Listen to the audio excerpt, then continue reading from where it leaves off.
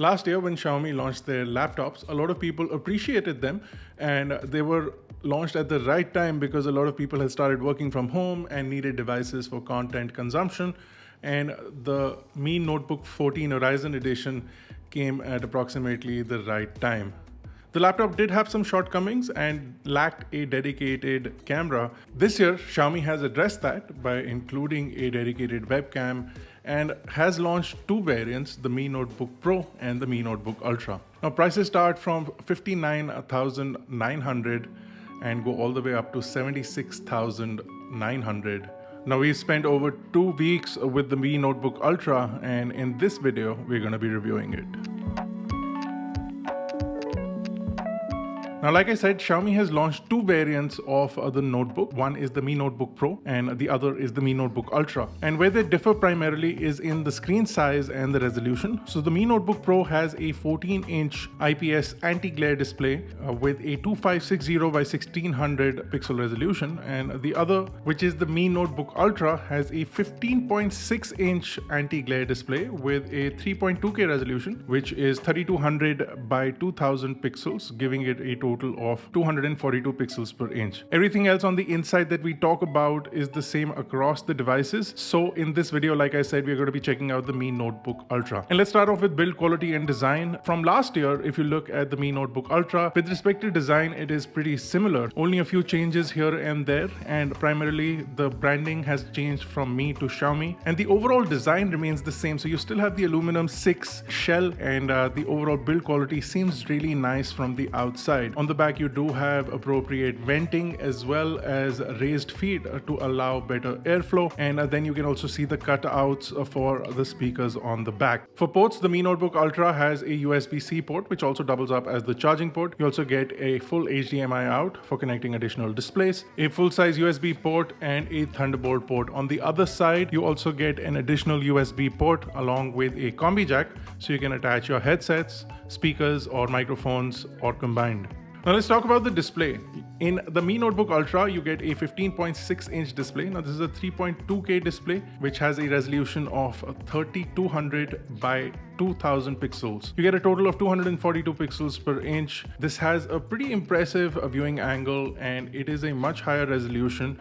This also has a 90 Hz refresh rate. So this is great for content consumption, and it's also great for doing document processing or anything else that you would want to do. This display, because it's a 90 Hz display, is also great for gaming, but we'll get into that a little later. This time around, you also get an integrated webcam, which is great for basic video calls. It's not the greatest or any high resolution camera, but the fact that it is included within the laptop is great. The keyboard is claimed to have a scissor mechanism and has 3 levels of backlighting. The backlighting is nice and bright and can be dimmed down if you're in a low light environment to give you a nice typing experience. However, the experience sort of ends there because the keyboard is extremely spongy and it lacks any kind of tactile feedback. It's extremely disappointing to find this keyboard, especially because the Mi Notebook 14 Horizon Edition had a better feeling keyboard than the one in the Mi Notebook Ultra. While they've tried to sort of mimic the keys on a MacBook Pro, these are a far departure from those, and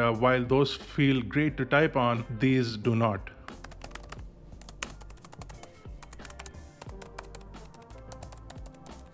Another thing about the top case is that there is quite a lot of flex in the top case, so you can push down quite a lot, and there is not a lot of rigidity on the top. While this is an aluminum or an aluminium frame on the top case, there is still quite a lot of give. The same continues with the trackpad. This time around, the trackpad is much larger, and it is a great size trackpad, also mimicking more the MacBook line. You have all sorts of multi-touch gestures, and you do have 2-finger scrolling, and the ability to use the trackpad is great, especially if you're somebody who uses tapping instead of clicking.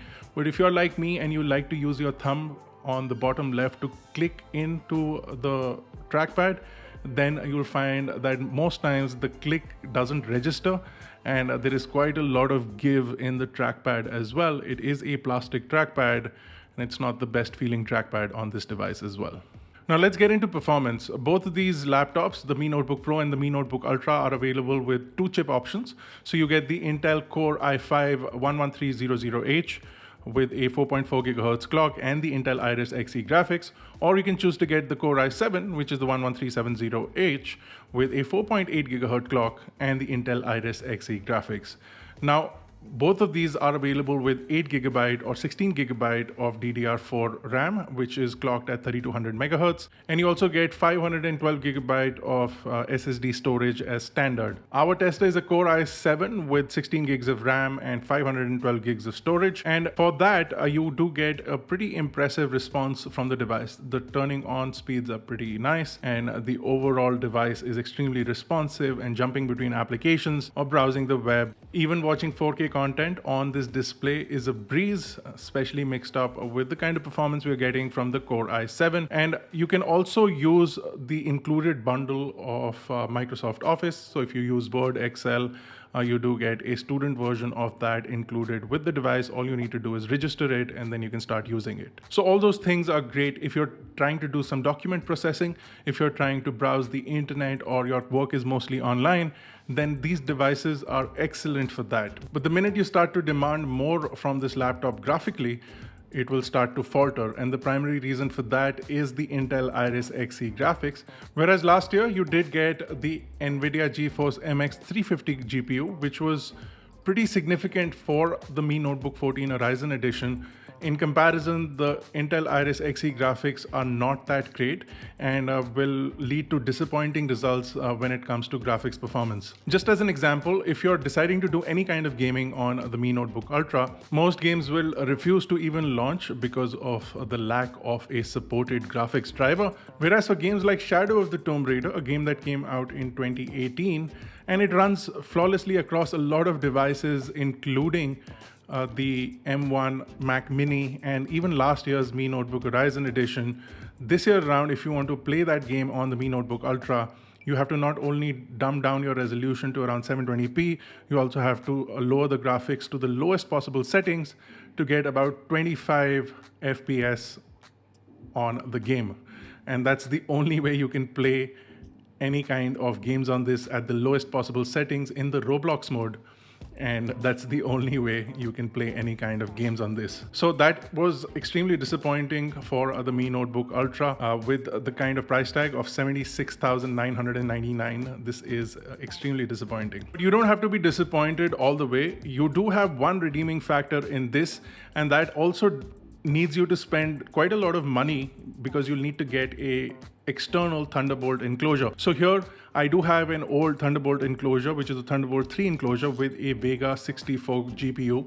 And all you need to do is sort of plug that into the Thunderbolt 4 port, which the Mi Notebook Ultra graciously has. And then you just get an external GPU, a discrete external GPU, which gives you really high-end performance. So if you want to do things like higher-end designing, video editing, or even gaming, you can do that easily on this. Once you have an external GPU attached, you can play at higher resolutions and get upwards of 60 FPS on most games, and games like Doom will play at 90 FPS, in some cases even higher. So you'll get much higher performance from the device, whether you're trying to do any kind of photo video editing or any kind of gaming, only if you use an external discrete GPU, provided you have access to a GPU enclosure and provided that you can buy a GPU, which nowadays sometimes costs as much as the Mi Notebook Ultra.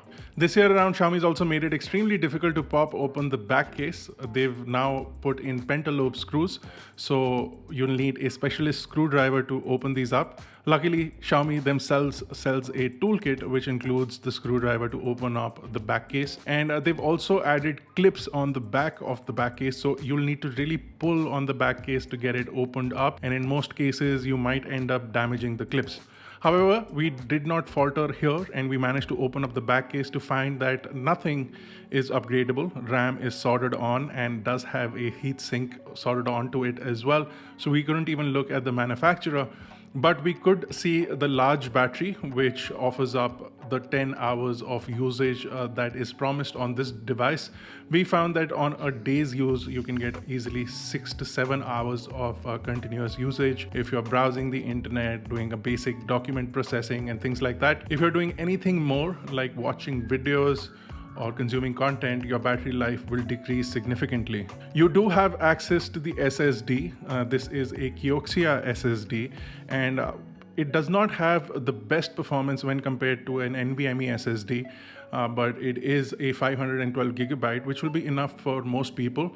But the fact that you do have access to the SSD and it's something that does run out over time with the kind of write cycles sometimes people have, it is good that you can remove it. I'm not sure if you replace it, will the software and the drivers be installed properly?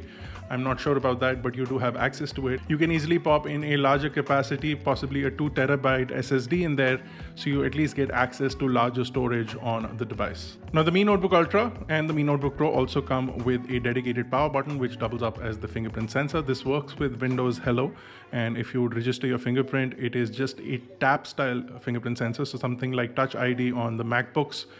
It works like that. It also doubles up as the power button.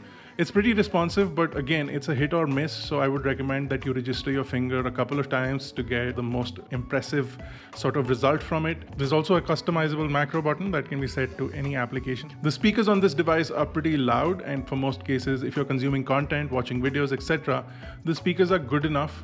The new Mi TV5X, or should I call it Xiaomi TV5X, because most of the branding has been changed to Xiaomi, so on the front of the television as well. The devices do have Bluetooth 5.1, so if you do want to attach some stereo speakers or anything like that, you can do that via Bluetooth or via the analog jack on the right of the laptop. You also get Wi-Fi 6, which is great, so if you have newer generation routers, you can get better internet connectivity or better network connectivity, at least on these devices. One more thing to mention is that the brightness of the display is 300 nits, so it's not the brightest. And if you're somebody who does a lot of work outdoors, possibly in a cafe, sitting outside, you might find the 300 nits to be limiting. That's it for this video. If you enjoyed it, consider hitting the like button and subscribing with the bell notifications on. If not, consider leaving a comment in the comment section below. My name has been Bharat Nagpal. Thank you guys for watching. I will see you in the next one.